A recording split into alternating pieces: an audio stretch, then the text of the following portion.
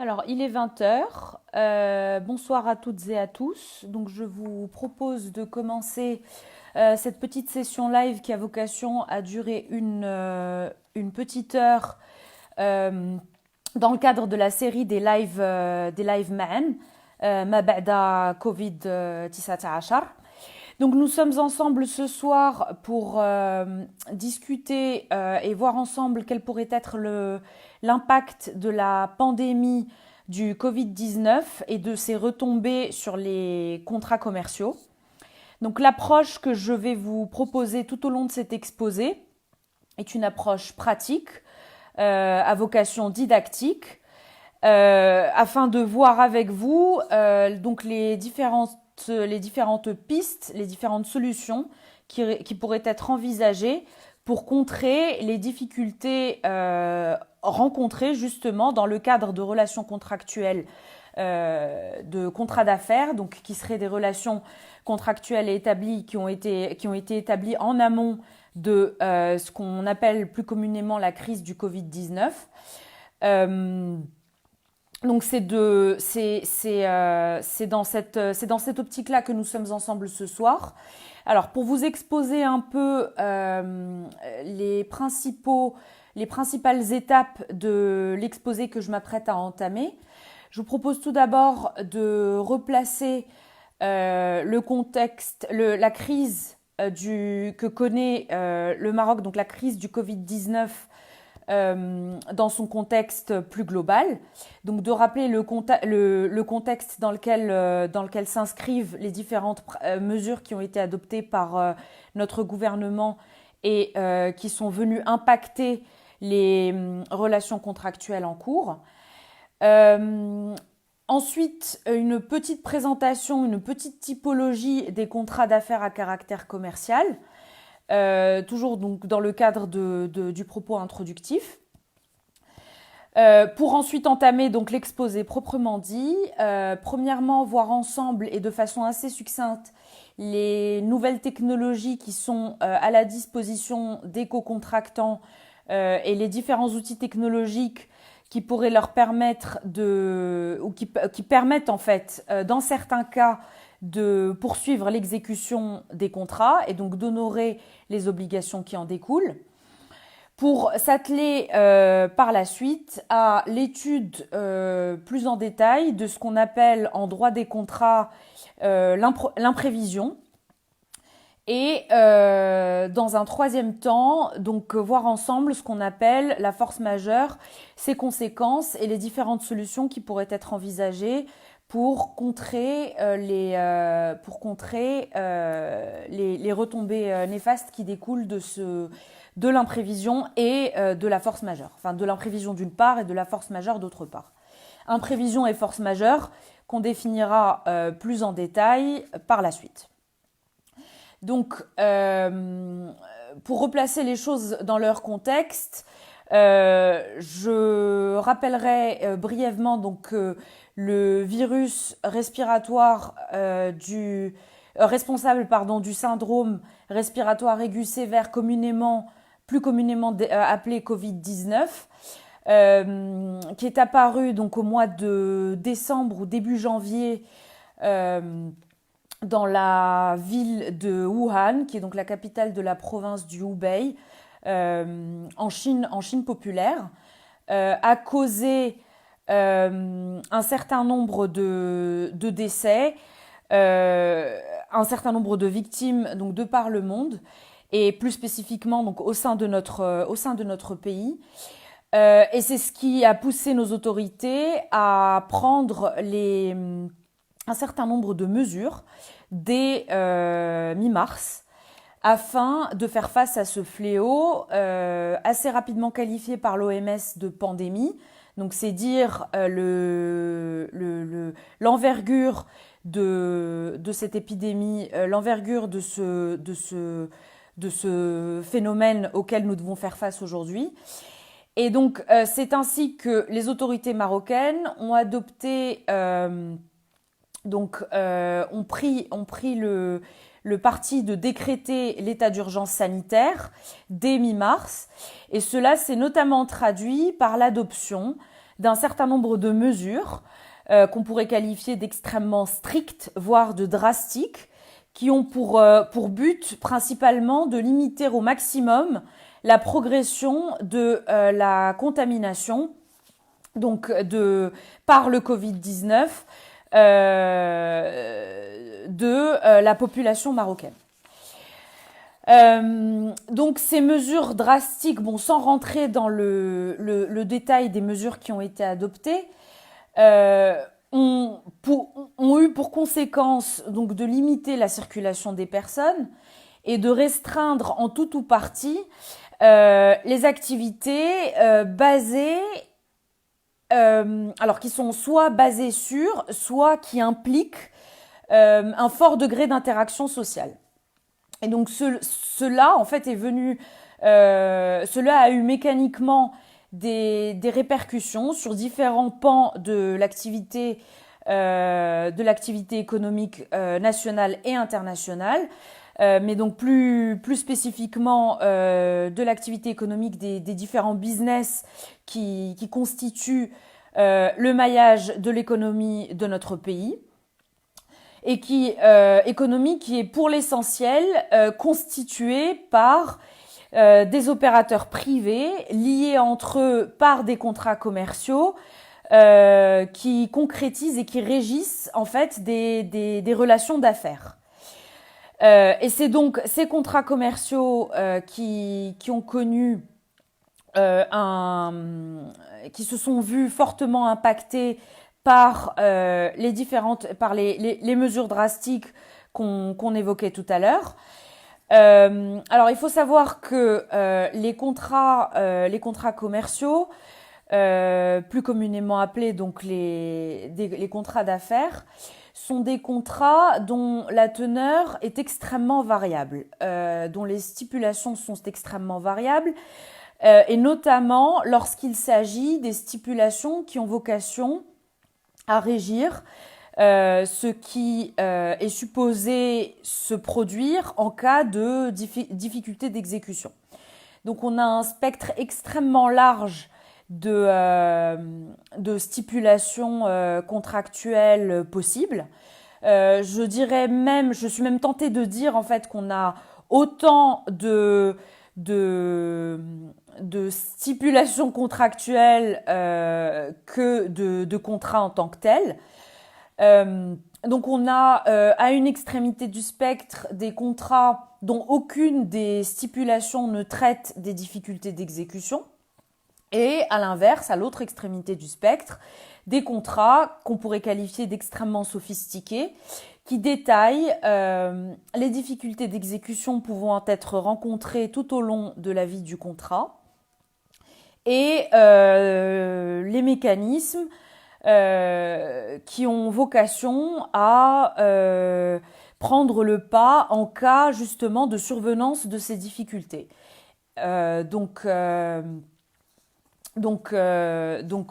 voilà, on est confronté en tant que praticien et je veux dire on est tous confrontés soit en tant que praticien du droit, soit en tant que partie à un contrat d'affaires, à un ou à plusieurs contrats d'affaires, confrontés donc à une diversité de stipulations contractuelles qui est infinie et qui fait que je me refuse, à titre personnel, et comme un certain nombre de confrères et de consoeurs, à toute tentative d'établir une typologie ou une nomenclature des contrats commerciaux qui pourrait s'avérer trompeuse. Pour dire les choses autrement, je préfère éviter de vous présenter les contrats par catégorie en disant voilà, on a des contrats qui pourraient être qualifiés de contrats standards, d'autres contrats qui pourraient être qualifiés de contrats intermédiaires ou hybrides, et puis une dernière catégorie de contrats qu'on pourrait qualifier de contrats complexes, avec quelque part une forme de solution prête à porter pour chacune de ces catégories de contrats. Car cela pourrait s'avérer trompeur, en tout cas à minima contre-productif, lorsqu'il s'agit voilà, de réfléchir aux solutions qui pourraient être apportées pour assurer la pérennité de la relation contractuelle. Et dans l'hypothèse où la pérennité de la relation contractuelle pourrait être mise à mal, voir quelles sont les différentes voies de secours, voies de sortie, si je puis dire, pour les parties à ces contrats. Donc avant d'aborder ce qui va constituer le gros de mon exposé, donc ce que j'ai cité en introduction comme étant donc les éléments relatifs à l'imprévision et à la force majeure, je souhaiterais commencer par évacuer quelque part, traiter assez rapidement, mais traiter quand même avec vous un cas de figure somme toute spécifique, relativement limité, dans lequel en fait le recours aux nouvelles technologies, donc les nouvelles technologies que nous connaissons et auxquelles nous avons recours dans notre vie quotidienne, auxquelles nous avions déjà en fait recours avant la survenance des circonstances quelque peu particulières que nous connaissons. Donc le recours à ces nouvelles technologies pourrait permettre aux co-contractants de poursuivre l'exécution des contrats conclus en amont de la survenance de ce que j'appellerai tout au long de mon exposé la crise du Covid-19 et qu'il faudra comprendre comme étant les circonstances très particulières qui découlent de l'adoption par le gouvernement marocain, par les autorités marocaines, de l'état d'urgence sanitaire et des mesures d'exception qui ont été donc adoptées mi-mars. Donc par rapport à ces nouvelles technologies, il est des cas de figure, comme je le disais, extrêmement limités, il faut le reconnaître, mais des cas de figure qui existent tout de même, dans lesquels les nouvelles technologies, donc que ce soit le téléphone, les vidéoconférences, le courrier électronique ou même la possibilité de signer des documents par le truchement donc de ce qu'on appelle la signature électronique, et qui sont des moyens qui sont donc prévus et reconnus par la législation marocaine. Donc des cas de figure dans lesquels ces nouvelles technologies permettent la poursuite sans encombre de la relation contractuelle. Il s'agit donc pour l'essentiel de cas de figure qui concernent des prestations de services dématérialisées qui peuvent être réalisées à distance, ou en tout cas qui ne comportent pas une dimension matérielle en tant que telle et qui en fait mécaniquement peuvent, comme je le disais, être réalisées sans qu'il y ait d'interaction physique, sans dimension matérielle à proprement parler. Alors, ces moyens, s'ils sont reconnus par la législation marocaine, il faut bien avoir à l'esprit que pour que la relation contractuelle puisse être poursuivie de façon valide par leur intermédiaire, il faudra veiller au respect de certaines conditions et à la réunion d'un certain nombre de critères qui sont posés par deux lois. Alors, la loi 5305 qui, elle, traite de l'authentification des signatures dans le cadre d'échanges électroniques de données juridiques, et la loi relative à la protection des données personnelles, qui est donc la loi 0908, qui sont donc les principaux textes de loi auxquels il faudra s'intéresser pour s'assurer du respect et du strict respect des conditions qui régissent l'utilisation des nouvelles technologies dont je faisais mention tout à l'heure. Donc ceci m'a permis donc d'écarter le cas de figure, je dirais optimiste, le cas de figure dans lequel les choses se passent de façon plutôt positive, sans encombre, ou le cas de figure dans lequel les retombées de ce qu'on a appelé donc la crise du Covid-19 ne vient pas en tant que telle entraver la poursuite des relations contractuelles. Bon, comme je l'ai annoncé en introduction, donc ce cas de figure est assez limité. Ces cas de figure sont assez limités. Cela concerne une petite minorité de contrats, ou en tout cas de contrats en cours. La grande majorité des contrats étant impliquant à minima donc l'exécution d'obligations qui sont rendues extrêmement difficiles, voire impossibles, du fait des retombées, des retombées pratiques, des mesures drastiques qui ont été adoptées par nos autorités. Et cela me permet donc d'embrayer sur le premier pilier en tant que tel donc de cet exposé qui concerne ce qu'en droit des obligations nous appelons l'imprévision. Alors, juste que je récupère mes petites notes sur le sujet. Donc, l'imprévision qui découle de... Alors, je vous demanderai juste de m'excuser.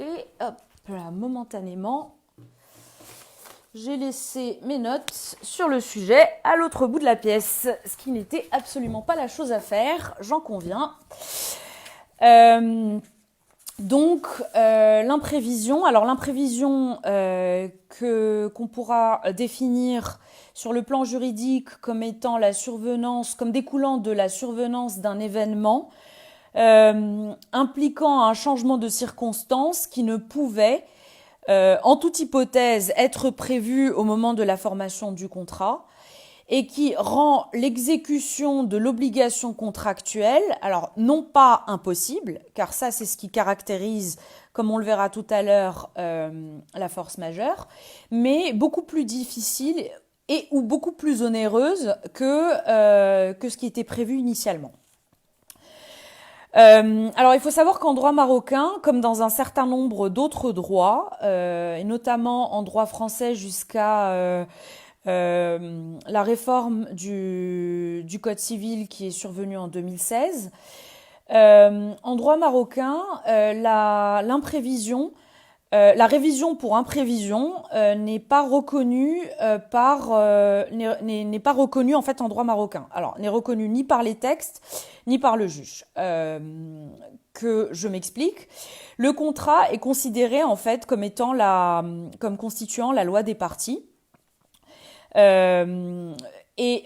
Aucune des dispositions de ce qu'on appelle nous autres praticiens le daïr portant code des obligations et des contrats, aucune des dispositions donc de ce texte ne prévoit la possibilité en tant que telle de renégocier le contrat pour imprévision.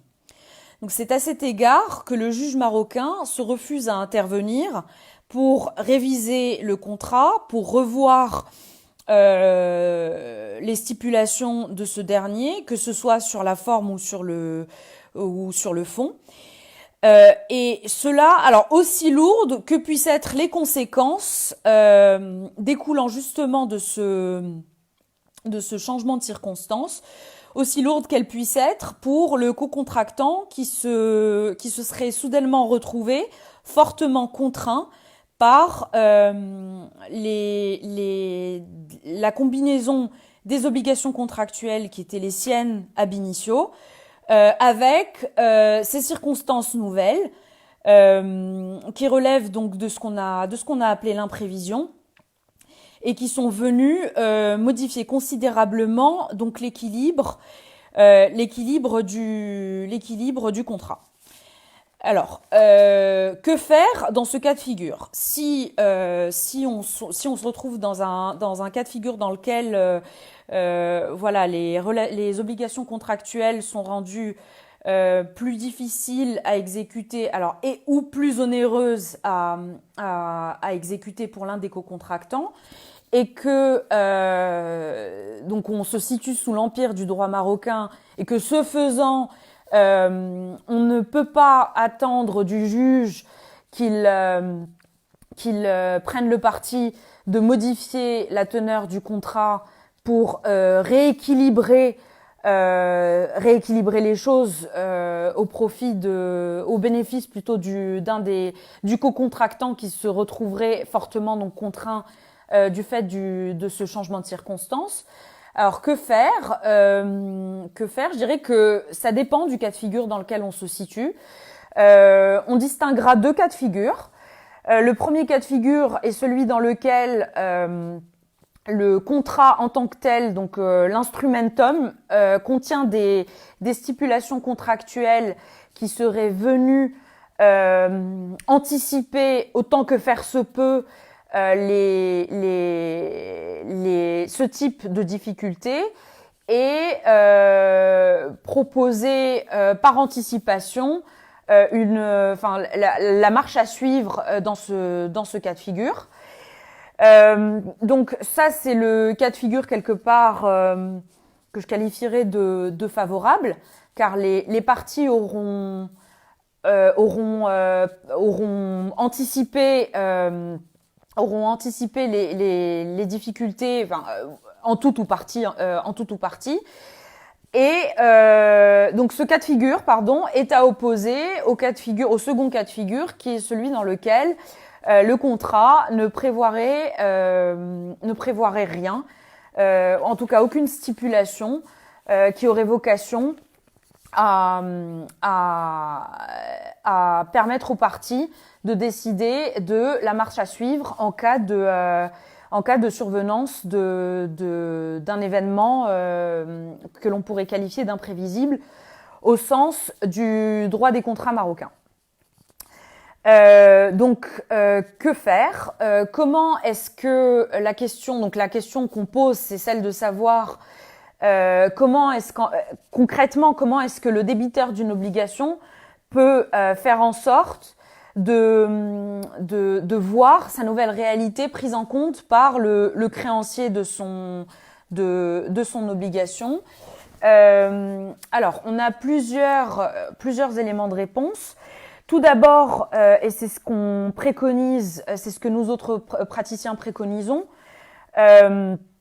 le débiteur qui se retrouverait contraint dans ce type de situation devrait, sur la base de l'article 231 du Daïr des obligations et des contrats, invoquer la bonne foi, l'usage ou l'équité afin de préciser les stipulations contractuelles. Donc l'idée, c'est de faire valoir auprès de son co-contractant le fait que, conformément aux dispositions de l'article 231 du Daïr des obligations et des contrats, tout engagement doit être exécuté de bonne foi et oblige en cela non seulement à ce qui est exprimé dans l'instrumentum, mais encore à toutes les suites que la loi, l'usage ou l'équité donne à l'obligation d'après sa nature. Donc l'idée, c'est de s'asseoir autour d'une table avec son co-contractant et de lui rappeler ses obligations de bonne foi dans le cadre justement de la relation contractuelle qui le lie à nous, afin de reconsidérer ensemble la teneur des obligations qui sont mises à notre charge, à la lumière de ce que l'usage et ou l'équité prescrivent en la matière. Donc ça, c'est une première possibilité. La deuxième possibilité, tout de suite plus musclée en quelque sorte, c'est de brandir la menace de l'abus de droit. Donc sur la base des dispositions de l'article 94 d'AIR portant code des obligations et des contrats, en exigeant de son co-contractant, donc qu'il revoie ou qu'il veuille bien, en tout cas, reconsidérer le fait de revoir la teneur des obligations mises à notre charge, en lui rappelant que le fait d'exiger l'exécution d'une obligation, donc faire usage en fait en tant que tel d'un droit, alors que cela est de nature à causer un dommage notable à autrui, et que ce dommage peut être évité ou supprimé, sans inconvénient grave pour l'ayant droit, ouvre la porte à une action en responsabilité civile, donc à caractère quasi délictuel, si on n'a pas fait ce qu'il fallait pour faire cesser ce dommage ou à minima le prévenir. Donc voilà, brandir la menace de l'abus de droit ou de l'action en responsabilité quasi délictuelle sur le fondement de l'abus de droit lui-même établi par l'article 94 d'AIR portant code des obligations et des contrats est une possibilité dans l'hypothèse où la discussion, le fait de tenter d'entamer une discussion en bonne intelligence avec son co-contractant, ainsi que nous l'avons vu en premier lieu, dans cette hypothèse, donc on se heurterait à l'incompréhension donc de son co-contractant, ou dans l'hypothèse où après avoir entamé ce type de discussion, on voit que cela aboutit à une impasse. L'étape d'après, ce serait là on n'est plus du tout dans le registre, on sort du registre de ce qui est purement contractuel. On s'aventure sur le terrain le terrain du contentieux. Donc quelque part ou du pré-contentieux à minima. Donc troisième possibilité, on peut rechercher une solution par la voie de la médiation commerciale. Et en dernier recours, si on voit qu'aucune des trois solutions qu'on a évoquées jusqu'à maintenant, qui sont à envisager comme étant graduelles. Ou en tout cas, c'est comme ça que je vous invite à les considérer. Donc, si aucune de ces trois solutions que je qualifierais d'amiables n'aboutit, donc faire trancher le litige par les tribunaux, alors soit par les tribunaux de droit commun, qui, il faut le savoir, sont à l'arrêt en ce moment. Soit par un tribunal arbitral ad hoc ou un tribunal arbitral institutionnel qui, alors en plus du fait d'avoir l'avantage de continuer donc à exercer dans les circonstances qu'on connaît actuellement à l'opposé donc des tribunaux de droit commun, est souvent plus équitable et plus rapide en fait dans le traitement des litiges qui lui sont soumis. Donc ceci était pour ces précisions concernaient donc l'imprévision.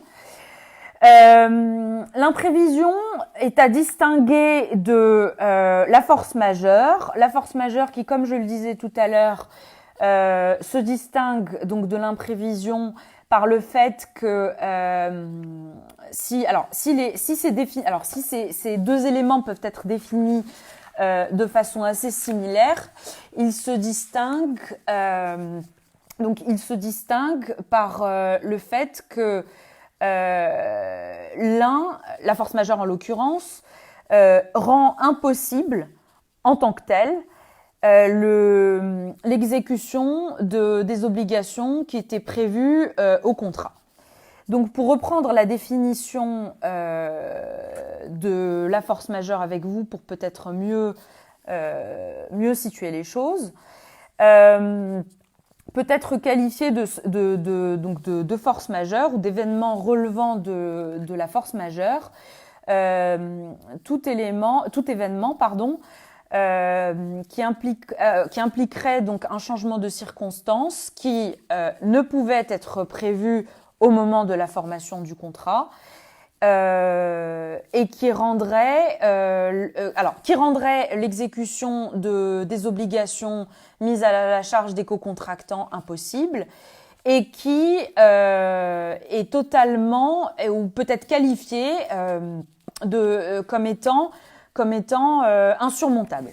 Alors, je vais vous expliquer ce dont il s'agit plus en détail. Donc, la force majeure, ainsi qu'on vient de la caractériser, et qui en fait est définie en droit marocain par l'article 268 du Daïr portant code des obligations et des contrats, concerne donc, comme je le disais, l'impossibilité en tant que telle d'exécuter son obligation, alors soit de manière temporaire, soit de manière permanente, mais on est vraiment sur, j'insiste sur ce point qui est crucial pour ne pas qu'il y ait de confusion avec l'imprévision dont on parlait tout à l'heure. Donc la force majeure implique l'impossibilité en tant que telle d'exécuter son obligation, provient d'une cause extérieure qui ne serait provoquée par aucun des co-contractants, donc en cela incontrôlable, qui échapperait totalement donc au contrôle, et qu'il n'était pas possible de prévenir en amont, au sens où cet événement, la survenance de cet événement n'aurait pas pu être évitée, même en prenant tous les moyens possibles pour s'en prémunir. Alors, c'est ce que, d'un point de vue juridique, on appelle cause indépendante, irrésistible et insurmontable. Alors, est-ce que la pandémie en tant que telle, est-ce que la pandémie de Covid-19 constitue en tant que telle un cas de force majeure ? La réponse n'est pas totalement tranchée, mais la plupart des praticiens s'accordent à dire que non, la pandémie de Covid-19 n'est pas en tant que telle constitutive d'un cas de force majeure. Alors, à distinguer, cela étant dit, des différentes mesures qui ont été prises et des conséquences de ces mesures, mais alors les mesures qui ont été prises par les autorités marocaines pour répondre ou pour faire face en fait aux circonstances qui découlent de l'occurrence de cette pandémie dans notre pays. Alors, donc, comme je le disais, et je ne sais pas si c'est clair, n'hésitez pas à me dire si c'est pas clair, il faut bien distinguer deux choses. La pandémie qui, en tant que telle, le fait que cette pandémie soit survenue, ne peut pas être considéré comme étant un cas de force majeure au sens juridique du terme, en tout cas au sens du droit des obligations marocain, mais les conséquences des mesures, les retombées des différentes mesures, pour le moins strictes, des mesures drastiques qui ont été adoptées, qui ont été mises en place depuis la mi-mars de cette année par les autorités marocaines, elles peuvent être, alors au cas par cas, considérées comme étant constitutives d'un cas de force majeure. Alors, vous me direz, comment est-ce qu'on peut déterminer quelles sont les questions à se poser pour savoir si le co-contractant, donc le professionnel ou l'entreprise partie à un contrat, fait face à un cas de force majeure qui lui permettrait d'être exonéré de devoir, alors, soit payer des dommages et intérêts en cas de retard dans l'exécution de son contrat, soit qui lui permettrait de se soustraire carrément à l'exécution des obligations mises à sa charge par le contrat auquel il est prenante. Alors, trois conditions sont à réunir. Donc, trois conditions doivent être réunies pour que puisse être considéré, pour que puisse être caractérisé, pour que la force majeure, puisse être caractérisée. Il faut que l'événement concerné soit considéré comme étant donc indépendant, premièrement, irrésistible, deuxièmement, insurmontable, troisièmement. Alors, qu'est-ce que ça veut dire en des termes plus concrets? Ce que ça veut dire, je vais vous citer le texte de loi qui fait référence à la force majeure. Ça va vous donner déjà une première idée de ce qu'en droit marocain on entend par une cause indépendante, irrésistible et insurmontable. Donc l'article 269 du Daïr formant code des obligations et des contrats dispose que la force majeure est tout fait que l'homme ne peut prévenir, tels que les phénomènes naturels, entre parenthèses inondations, sécheresse, orage, incendie, sauterelles, fermez la parenthèse, l'invasion ennemie, le fait du prince et qui rend impossible l'exécution de l'obligation. Alors, n'est point considéré comme force majeure la cause qu'il était possible d'éviter si le débiteur ne justifie qu'il a déployé toute diligence pour s'en prémunir. N'est pas également considéré comme force majeure la cause qui a été occasionnée par une faute précédente du débiteur. Donc là, on voit bien cette idée au sein de cet article 269 d'événements qui seraient imprévisibles premièrement, irrésistibles deuxièmement, extérieurs aux co-contractants troisièmement. Alors, imprévisible, qu'est-ce qu'on appelle un événement imprévisible? Un événement peut être considéré comme étant raisonnablement imprévisible lors de la conclusion de ce contrat si, en toute bonne foi, aucun des co-contractants ne pouvait prévoir que cet événement serait susceptible de survenir. Alors, les exemples que cite le Daïr des obligations et des contrats sont les cas qui sont cités au sein du texte que je vais reprendre, donc inondation, sécheresse, orage, incendie, sauterelle, sont des cas de figure qui sont cités simplement à titre illustratif. Cette énumération n'a en aucun cas vocation à avoir un caractère exhaustif, au sens où le texte de loi tel qu'il existe aujourd'hui ne limite absolument pas ce qu'il faut entendre par événements imprévisibles. Les événements imprévisibles ne sont pas limités à ces cas de figure, somme toute assez précis. Concernant donc la deuxième condition, donc le fait que l'événement considéré doit avoir un caractère irrésistible, cela signifie que cet événement ne saurait être évité, même dans le cas, et donc on reprendra ici les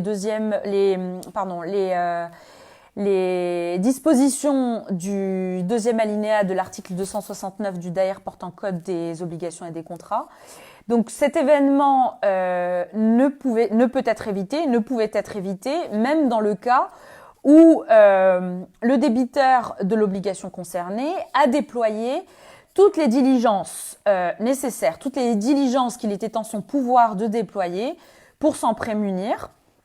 Et ce faisant, c'est ce qui fait en fait que l'exécution du contrat est rendue impossible et plus simplement plus onéreuse ou plus compliquée, comme dans le cas de l'imprévision, donc cas de figure qu'on a abordé tout à l'heure.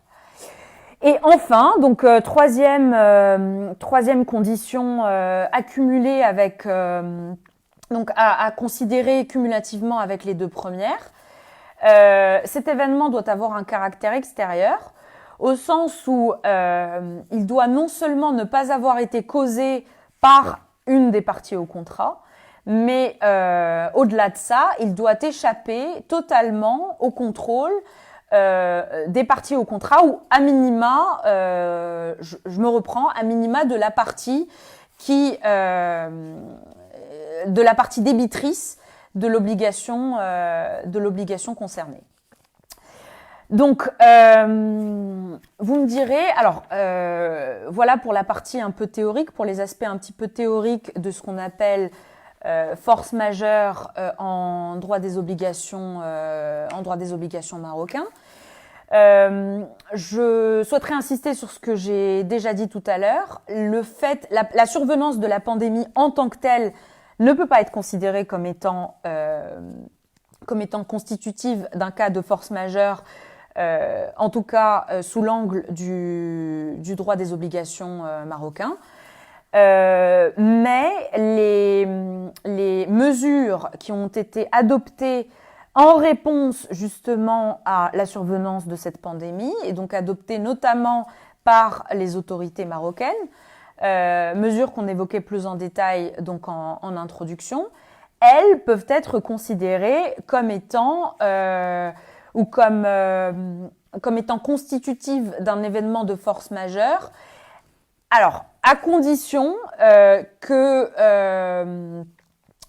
cela se vérifie.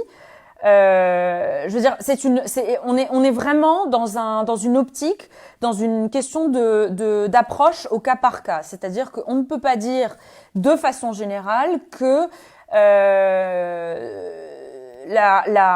que ces mesures et que les retombées de ces mesures vont pouvoir être constitutives, enfin peuvent être considérées comme étant constitutives d'un cas de force majeure qui viendrait dispenser les co-contractants de l'exécution de leurs obligations. Ça n'est absolument pas le cas. C'est-à-dire que voilà, il est crucial de s'attacher à une caractérisation donc au cas par cas de cet événement. Je vais prendre un exemple des retombées de ces mesures. Savoir si oui ou non elles sont constitutives d'un cas de force majeure au sens de l'article 269 du DAER portant code des obligations et des contrats. Pour vous donner donc un exemple plus concret, le fait que le Maroc ait décidé de fermer ses frontières et de suspendre ses liaisons aériennes avec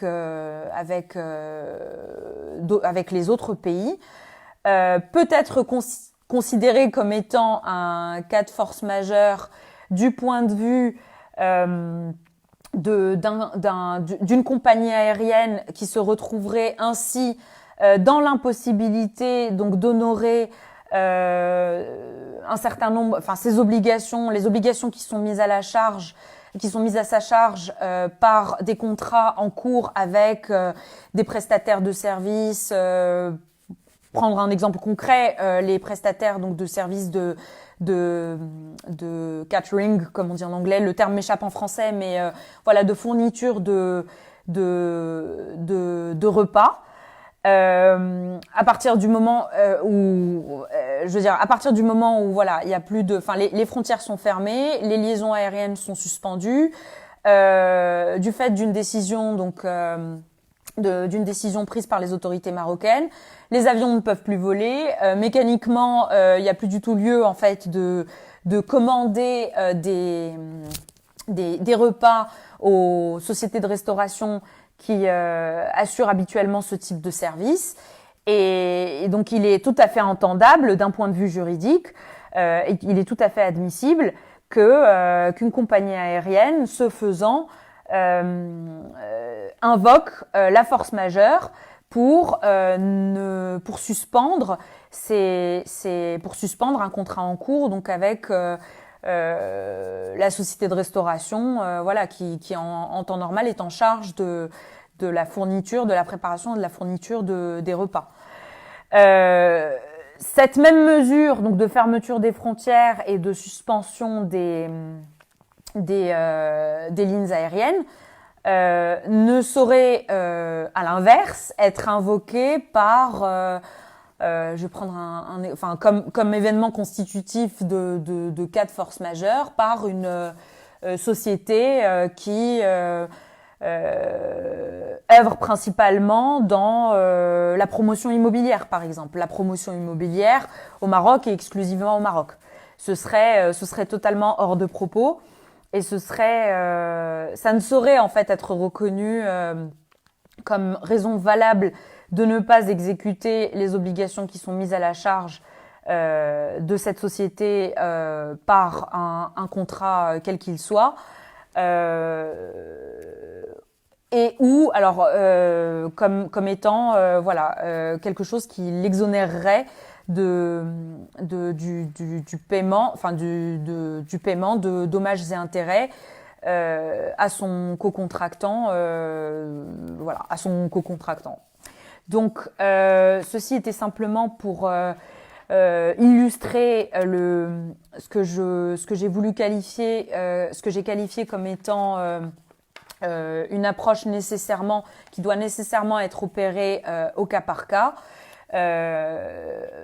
aussi bien donc pour la force majeure que pour l'imprévision, mais plus spécifiquement donc pour la force majeure, qui,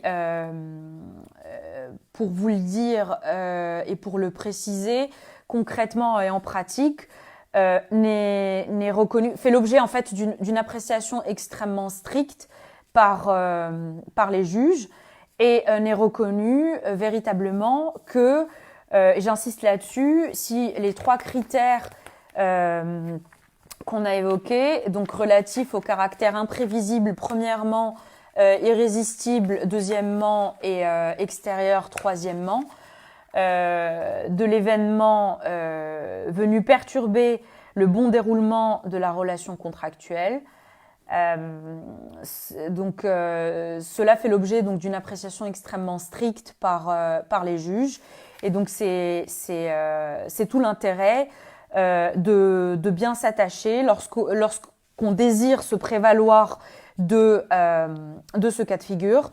Il est absolument crucial de s'attacher à caractériser chacune des composantes qui ensemble et seulement ensemble permettent de se prévaloir de la force majeure au sens de l'article 269 du DAIR portant code des obligations et des contrats.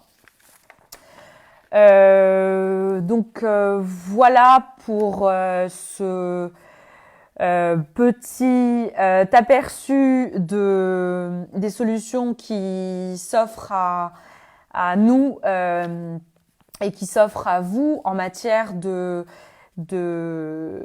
en matière contractuelle, en tout cas sous l'empire du droit marocain, pour faire face aux perturbations causées par les mesures les mesures d'exception qui ont été adoptées pour faire face à la pandémie du Covid-19.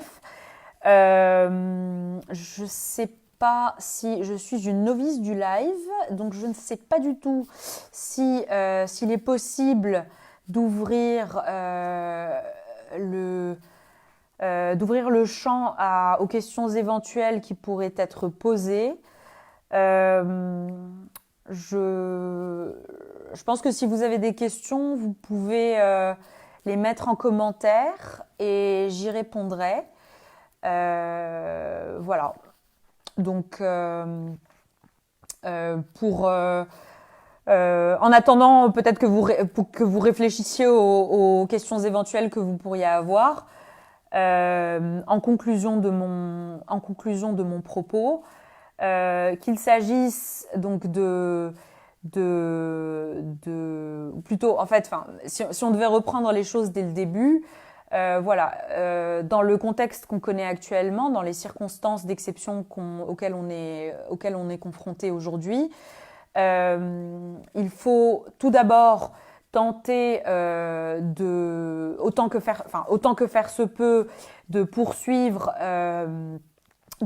l'exécution des contrats en cours, en faisant notamment usage des outils que la technologie met à notre disposition, en veillant, comme je le disais tout à l'heure, au respect des prescriptions légales en matière de protection des données, en matière d'authentification de signature électronique, donc, et plus généralement donc des prescriptions légales qui sont détaillées par les dispositions des lois 5305 et 0908. S'il s'avère que la poursuite de cette exécution est entravée par les circonstances que l'on connaît actuellement, voilà, il y a un certain nombre de solutions qui s'offrent à nous, qui s'offrent à vous, en fonction du cas de figure dans lequel on se trouve. Alors, premier cas de figure, les circonstances actuelles rendent les choses très compliquées et ou beaucoup plus onéreuses, mais pas impossibles. Donc la poursuite de la relation contractuelle ne peut pas être considérée comme étant impossible en tant que telle. On est dans le cas de figure qu'on a nommé tout à l'heure, le cas de l'imprévision. Là, ce qui est recommandé, c'est de tout d'abord tenter de s'asseoir avec son ou ses co-contractants pour essayer de voir comment est-ce qu'en toute bonne foi et à la lumière de l'usage et de l'équité, il est possible de rééquilibrer les choses et de modifier le contrat de façon à ce que l'équilibre des obligations contractuelles soit préservé. Dans l'hypothèse où son ou ses co-contractants ne souhaiteraient pas entamer cette discussion ou ferait preuve de mauvaise foi, dans le cadre de ces discussions, il est tout à fait possible d'adopter une approche quelque part un peu plus coercitive et d'aller sur le terrain de l'article 94 du DAER portant code des obligations et des contrats, et donc de brandir la menace d'une action en responsabilité civile quasi délictuelle, donc sur le fondement de l'abus de droit. Si cela ne fonctionne pas non plus, l'étape d'après, ce serait d'avoir recours donc à la médiation commerciale. Et en tout dernier lieu, si cette approche que je qualifierais de précontentieuse n'aboutit pas, on peut tout à fait, en dernier recours de préférence, mais aller sur le terrain du contentieux et soumettre le litige à des tribunaux, soit aux tribunaux de droit commun, soit à des tribunaux à caractère arbitral. L'imprévision donc est à distinguer de la force majeure, qui, rappelons-le, se distingue de l'imprévision par le fait qu'elle rend complètement impossible la poursuite de la relation contractuelle, ou à minima l'exécution de certaines obligations mises à la charge d'un des co-contractants par le contrat. La force majeure est, rappelons-le, donc définie par l'article 269 du DAER portant code des obligations et des contrats. Et pour que la force majeure soit reconnue en tant que telle par les tribunaux, et il faut savoir que le juge est seul qualifié en fait à déterminer si les conditions cumulatives pour caractériser un cas de force majeure sont réunies ou pas. C'est ce que nous autres juristes appelons l'appréciation souveraine des juges du fond. Donc pour mettre un maximum de chances de son côté de façon à ce que le juge reconnaisse la force majeure, il faudra s'attacher à prouver que 3 conditions sont réunies. Donc des conditions qui, et j'insiste là-dessus, ont un caractère cumulatif et ne sont en aucun cas des conditions à caractère alternatif. Je veux dire, il ne s'agit pas de remplir l'une ou l'autre de ces conditions. Il faut impérativement que ces 3 conditions soient remplies. Donc la première, l'événement dont on se prévaut doit revêtir un caractère imprévisible. Deuxièmement, ce même événement doit revêtir un caractère irrésistible. Et troisièmement, cet événement doit revêtir un caractère que l'on pourrait qualifier d'extérieur ou d'incontrôlable. Donc, quelle heure il est? Ah bah je suis désolée, j'aurais parlé pendant quasiment 54 minutes. Donc, je ne sais pas si ça nous laisse, mais oui, ça nous laisse du temps pour toute question que vous pourriez avoir et auxquelles je répondrai volontiers.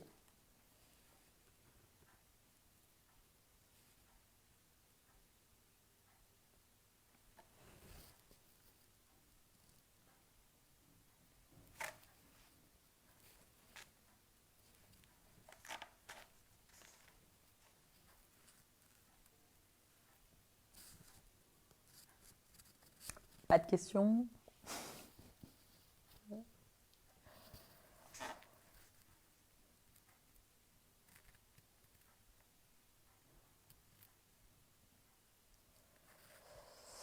Eh bien, écoutez, si vous n'avez pas de questions, je vous remercie de m'avoir, d'avoir assisté à ce live ce soir. N'hésitez pas à me contacter si vous le souhaitez pour si vous avez des questions qui vous viennent à l'esprit ou si certaines choses ont pu vous paraître peu ou pas claires en fait pendant cet exposé. J'y répondrai avec plaisir. Vous trouverez sans difficulté mes coordonnées professionnelles, notamment juste en tapant mon nom et mon prénom en fait sur Google. Voilà, donc n'hésitez pas. Je serai absolument ravie de répondre à vos questions et d'échanger avec vous. Et dans l'intervalle, je vous souhaite une excellente soirée et un bon appétit pour ceux qui n'ont pas encore dîné. À très bientôt.